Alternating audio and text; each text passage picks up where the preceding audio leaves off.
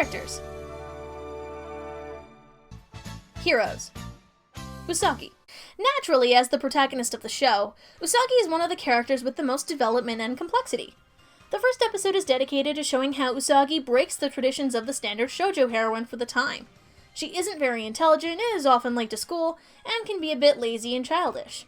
We do see glimmers of a heroine before Luna comes to her, however. Her rescuing Luna from the mean kids does show that she knows right from wrong, is proactive and willing to help those in need, and she makes other people her priority over her own needs, since saving Luna made her late for school. Once Luna gives her the transformation brooch, Usagi is a bit hesitant to use it, but once she senses that Naru is in danger, she immediately rushes to help her, though she probably should have learned a few fighting moves first.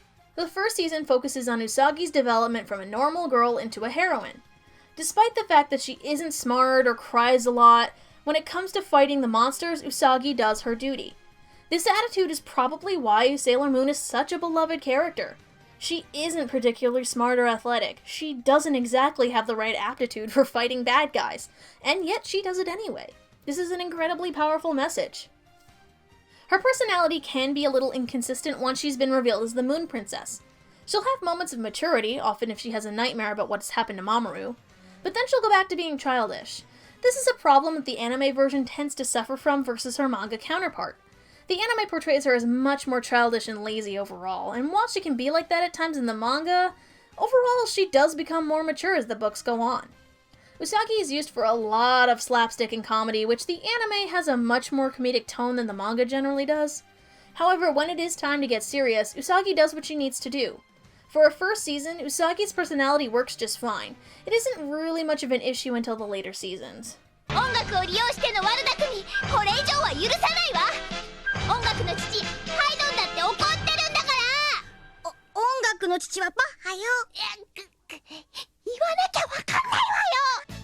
Ami. Ami is quiet, intelligent, and often the voice of reason among the group. She's usually the straight man to the others' more quirky personalities. This is seen much more in the dynamic in the first half of the series, which was strictly just Moon, Mars, and Mercury. Ami is the one focused on figuring out the Yoma's weakness through her awesome compact computer, which even comes with cool goggles that point out technobabble.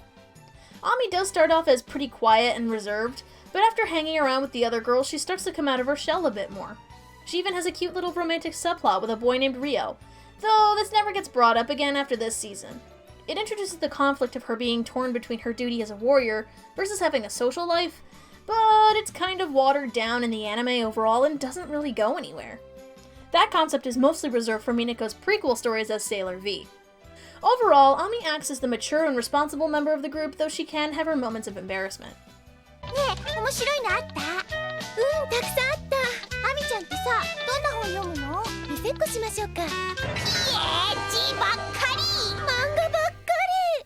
Rei. Rei's personality in the manga is extremely different from her anime counterpart, and I'll be going into the differences more in the manga versus anime portion, so this will strictly be a look into her character in the anime. Rei and Usagi argue quite frequently due to Usagi's childish antics pushing Rei's buttons.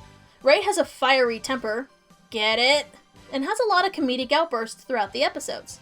She does have her serious moments, mostly when her spiritual powers kick in. She has a heightened spiritual awareness which comes into play on occasion, though this becomes more useful in later seasons. She has a romantic subplot with Mamoru and another boy named Yuichiro. Though Mamoru doesn't really see them as a couple, it's mostly just Rei's thinking. Rei and Usagi often have a lot of similar thinking when it comes to material things. Rei often boasts about her maturity, though this is usually immediately followed by something to counteract that. Overall, she's very funny and dynamic, but you'll see later on why this is such a change from the manga.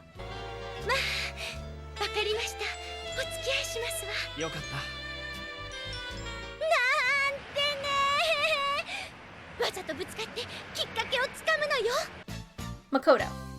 Makoto is a very tall and physically fit girl with heightened physical strength.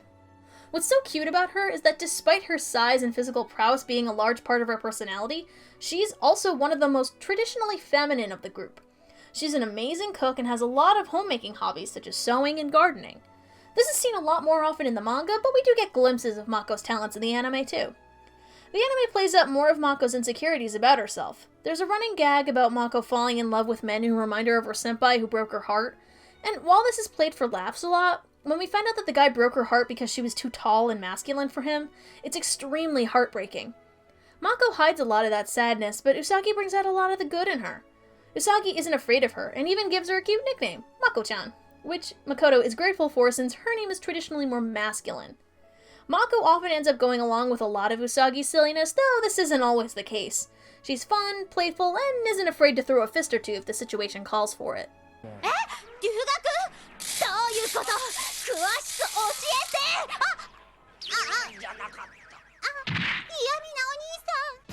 Minako.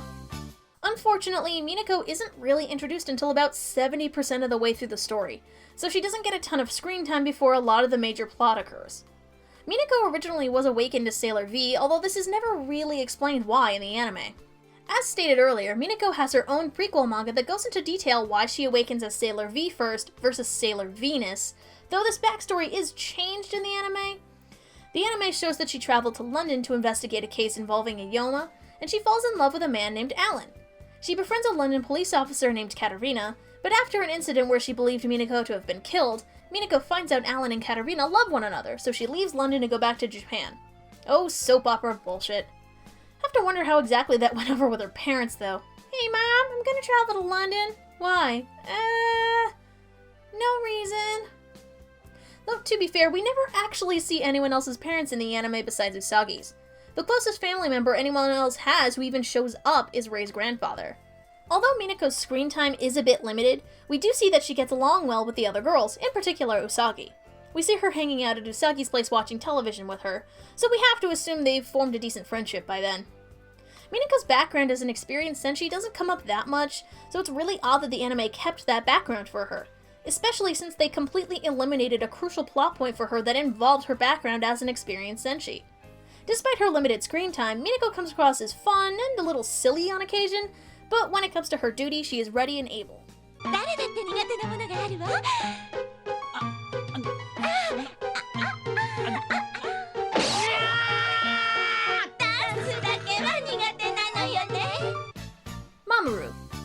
Mamoru's personality is very mixed in this first season. At first, he comes across as kind of a dick. He makes fun of Usagi's bad grades, often teases her in front of Motoki, knowing full well she has a crush on the guy, and overall just seems to be trying to be kind of the cool jerk. This part of his personality is really only present in the first season, since it's basically gone by the time the second season begins. The rest of the time, well, he's really not all that complex, unfortunately. If he isn't being a dick to her, then he's either rescuing her or being brainwashed, and oh man, does Mamoru get kidnapped and brainwashed a lot in this series. There are hints of an interesting personality sparkled throughout, but he's mostly just around to be the one for Usagi to go gaga over. He has a little bit of an interesting background involving kind of an amnesia plot, but again, it doesn't really go anywhere. He does get a bit more development as the seasons progress, thankfully, but they do get less and less with each one. Overall, though, he's got a good sense of humor, has a lot of dramatic speeches that are weird and nonsensical, and he's willing to put himself in danger for the people he cares about, which is kind of why he gets stabbed a lot. よく食うなあ。共食いか。お団子頭が肉まん食って。余計なお世話よ。あんたに関係ないでしょ。Villains. Beryl and Metalia. Beryl doesn't really get a ton of backstory for the anime. Basically, using Metalia's power, she tried to take over the world and then got bitch-slapped by Queen Serenity. Beryl didn't really have a ton of backstory in the manga either, to be fair. It's hinted that she'd been in love with Endymion and her jealousy over Serenity was what led Metalia to corrupt her, though it's kinda quick and not super really addressed. And I mean, what on earth is Beryl even doing with that mystical glowy orb thing? Does it even really do anything? Is it just there to make her look cool? Oh, man, I shop at Spencer's too, you know. So I have my evil palace, I have my evil dress, I have my minions.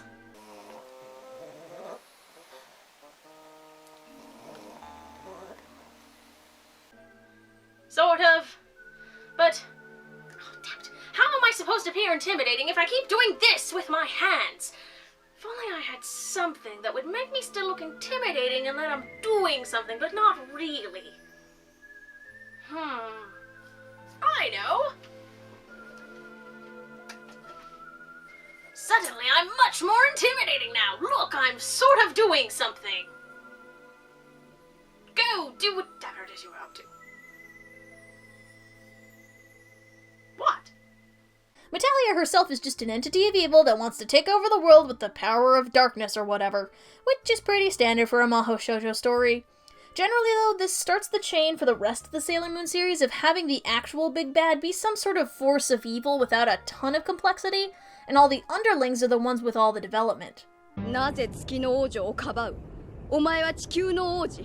私と結婚すれば月と地球に君臨する王になれるのだぞ。Jedi. Poor Jedi. He really doesn't get much of a chance to have any development. He's stubborn and willful, but that's all we really get from him. He gets Han Solo'd before we even really learn anything interesting about the guy. Plus, the other Shitano aren't introduced until after he's been incapacitated, so he doesn't even have another person to bounce off of. Pretty much he's just the tutorial villain, plain and simple. 花の命は短くて苦しきことの身を置かれきお前たちの命も今日限りだ Nephrite. I've already talked about his arc quite a bit in the previous video, but Nephrite's story with Naru is really interesting and a pleasure to watch. We already know that he has some sort of sore personality towards Beryl and the rest of the Dark Kingdom. It's kind of a wonder Beryl didn't axe him off sooner. His rivalry with Zoisite is enjoyable, and we see how he kind of becomes a tragic figure. Nephrite is extremely proud and hates working with the others. He's kind of the lone wolf figure. Nephrite lies to Naru repeatedly, which is responsible for his death, as Zoisite overhears him saying he wants to help Sailor Moon when it is very obviously him setting up a trap. Despite the fact that he thinks he's in control of the situation, ultimately he does develop some feelings, not necessarily romantic though, and saves Naru's life, something he did not account for. His death is really well done and sets up for a lot of interesting character arcs down the line. なぜ君を助けたのか私自身もよくわからないそれに私はずっと君を騙し続けてきたからなこれからも嘘をつき続けるかもしれない Zoisite. Oh, Zoisite, what a fun character. Zoisite's rivalry with Nephrite is fun to watch, as we see Zoisite get more and more frustrated. Easily the most emotional of the Shitenno, Zoisite can go from silly to malicious in a split second. Although a lot of his stuff is played for laughs, Zoisite is the one responsible for Nephrite's death and severely wounding Mamoru several times. He sometimes gets the noblewoman laugh often used for some bitchier characters, and overall is just a lot of fun to watch. His episodes are definitely some of the most slapsticky in nature. The man gets attacked by an army of rats, for Christ's sake. And I'm sad we didn't get more episodes with him. It was unfortunate that in the dub they do change him to be a woman, because he has a really interesting and unique relationship with Kunzite. It isn't really addressed all that much, but it's really cute and it's nice to see that despite the fact that he's very obviously a really terrible person, someone really cares about him, so you can sense that there must be some kind of good in him. だから人間じゃないヨーマは嫌なのよしまったこれはゾイサイト最大の試練かもしれない Kunzite. Kunzite, while not entirely devoid of personality like Jedi, definitely has a lot less going for him than Nephrite and Zoisite. We see that he's clearly in love with Zoisite, even crying out his name when he dies, though we don't really see why. Kunzite follows Beryl's orders without question, and he's often given more responsibility than the others, so clearly Beryl has a lot of faith in his abilities. He is highly intelligent and very quick to assess the situation, though his overconfidence in his minions' abilities often is his downfall. He gets a weird rivalry with brainwashed Endymion that doesn't really go anywhere. It's basically just an excuse to have Endymion help Sailor Moon, strictly so Kunzite won't beat him in obtaining the silver crystal. セーラー戦士どもは必ずこの俺が倒してみせる。